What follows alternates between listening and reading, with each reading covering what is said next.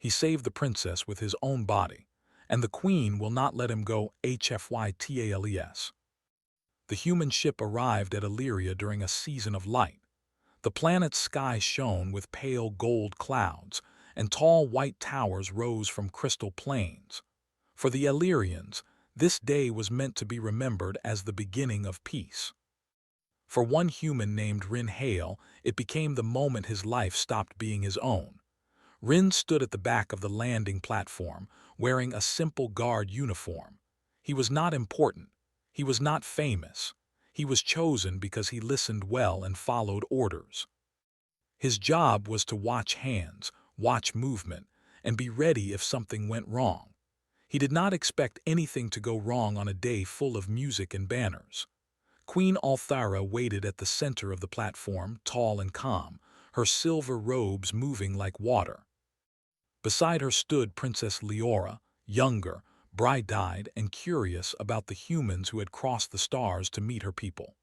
The Illyrian crowd watched in silence as the human delegation walked forward. Rin scanned the area without stopping. He noted the guards, the balconies, the floating lights. He noticed how open everything felt, too open. When the sound came, it was soft, like air tearing. Rin did not think. He moved. A flash of blue energy cut through the air toward the princess. Rin stepped forward and turned his body. The blast struck his chest. There was pain, bright and deep, and then he was on the ground. The platform erupted into chaos. Illyrian guards raised shields. The crowd screamed. The assassin vanished into the light and noise. Princess Leora stared at the human lying before her. Smoke rose from his armor. His body should have been broken. His heart should have stopped. But his chest moved, slow and painful, yet alive. Queen Althara did not speak at first. She walked to Rin and looked down at him with sharp interest. This was not how a human was meant to endure.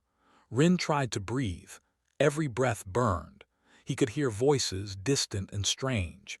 He thought of home, of rain and cold steel, and then darkness took him. When he woke, the light was different, soft, controlled. He lay on a smooth bed surrounded by glowing symbols. Illyrian healers moved around him, whispering. They did not understand his body. His bones were cracked but holding. His organs were damaged but fighting. His blood clotted fast, stronger than expected. Queen Althara watched from the far side of the room. "This one saved the air with his own body," she said quietly. "He is not ordinary." An advisor spoke. "The humans will demand his return." The queen's eyes narrowed slightly. "No, a life was given for a life. By our law, a bond is formed." Princess Leora stepped forward, shaken. "Mother, he nearly died." "Yes," the queen replied, "and yet he did not." Rin drifted in and out of sleep, unaware that his single act had placed invisible chains around him. Outside the sanctum, the human delegation waited for answers. Inside, the Queen of Illyria made a decision that would echo far beyond her world. Rin woke to silence. Not the calm silence of space, but the careful silence of a place where every sound was controlled. He tried to move and failed. His body felt heavy, wrapped in warmth that was not fabric. Princess Leora stood nearby. When she saw his eyes open, she froze. "You are awake," she said softly. Rin swallowed. "Where am I?" "The royal sanctum," she replied. "You were hurt saving me." Memory returned in pieces. The light, the impact, the fall. He tried to sit up, but pain stopped him. "Do not," Leora said quickly. "Your body is still healing." Rin studied her face. Alien yet familiar in emotion, fear, guilt. "You did not have to do that," she said. "You could have stayed back." Rin answered simply. "It was my job." That answer stayed with her long after she left. Queen Althara met with the court soon after. She spoke of ancient law, older than cities. A life saved formed an unbroken bond. The savior belonged to the crown until the debt was fulfilled. Some questioned this. Others supported it. The queen ended the debate with a raised hand. "He will remain." Ambassador Cole argued fiercely when he heard. "He is not property. He is a citizen of Earth." "He is a protector of Illyria," the queen replied. And Illyria does not abandon its protectors. Rin learned the truth slowly. Guards outside his chamber, doors that would not open for him, gentle words that hid firm control. Doctors examined him daily. One of them, Dr. Talon, spoke openly. Your species survives things that should end life. Pain does not stop you. Rin shrugged weakly. Pain is just pain. That answer disturbed them. Princess Leora returned often, bringing food and quiet company.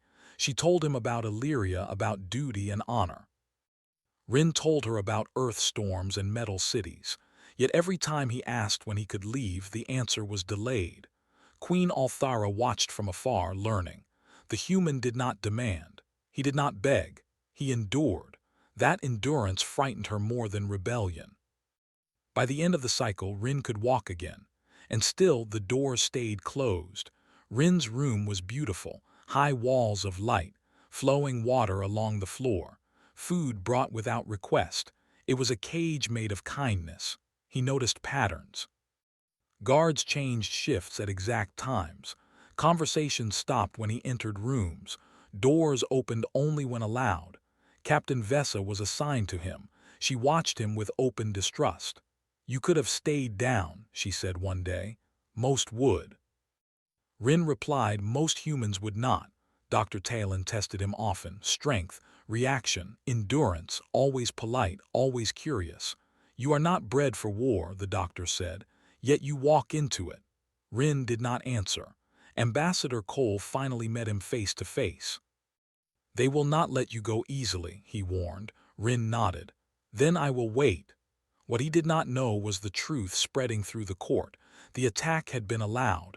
A test. A dangerous one. Queen Althara had wanted to see what humans would do when it mattered. Now she had her answer. She saw humans as shields that chose to stand. That choice made them powerful and dangerous. Plans formed quietly. If one human could inspire loyalty, many could secure the throne. Rin overheard fragments, talks of treaties, of guardians, of binding service. He realized then that his silence had been mistaken for acceptance. That night he stood alone by the window, watching alien stars. He missed Earth, not its safety but its freedom, and he understood that soon he would have to speak. War came faster than expected. A rival empire crossed Illyria's border, burning outposts and pushing toward the core worlds. Queen Althara ordered Rin to stand beside Princess Leora as a symbol, the human protector, the living shield. Rin did not refuse. On the battlefield, chaos ruled. Illyrian soldiers fought bravely but feared death. Rin moved through fire and sound, pulling wounded soldiers to safety, standing where lines broke. He was hurt again and again. He did not stop. Soldiers followed him not because he commanded but because he stood. The tide turned. After victory, Queen Althara summoned him. She expected thanks, loyalty, submission. Rin knelt but not in surrender. I choose when I stand, he said calmly, not because I am owned. Silence filled the chamber. The queen felt something unfamiliar, fear. This human was not defiant, he was free, and freedom could not be controlled. The final meeting was arranged in private. No guards, no advisors, no interruptions. Only Rin and Queen Althara stood in the quiet chamber. Outside, Illyrian towers shone in the twilight, distant and calm. The queen offered everything she could think of: rank, land, honor beyond what any alien had ever been granted. Stay with us, she said. Rule alongside me. You will be respected, celebrated, powerful. Rin looked at her calmly. I want to go home, he said. Her eyes widened. This was unexpected. She understood immediately the risk of letting him leave. If she kept him, it would show that Illyria controlled its saviors. If she let him go, it would show that humans could not be contained. She weighed the options silently. Both held danger, both were a test she had not anticipated. Finally, she chose truth. Rin was allowed to depart openly, with the entire court witnessing. Illyrians cheered, some with admiration, some with confusion. The human ship lifted from the platform, engines glowing against the alien sky, heading toward the stars. Queen Althara watched it leave alone. She felt no relief, only a deep, quiet fear. Humans could not be held. They would come when they chose. They would act when needed. They would leave when their purpose was fulfilled. And the universe, vast and burning, would witness them again and again. The queen whispered to herself, almost to the wind, almost as a warning, "This is only the beginning."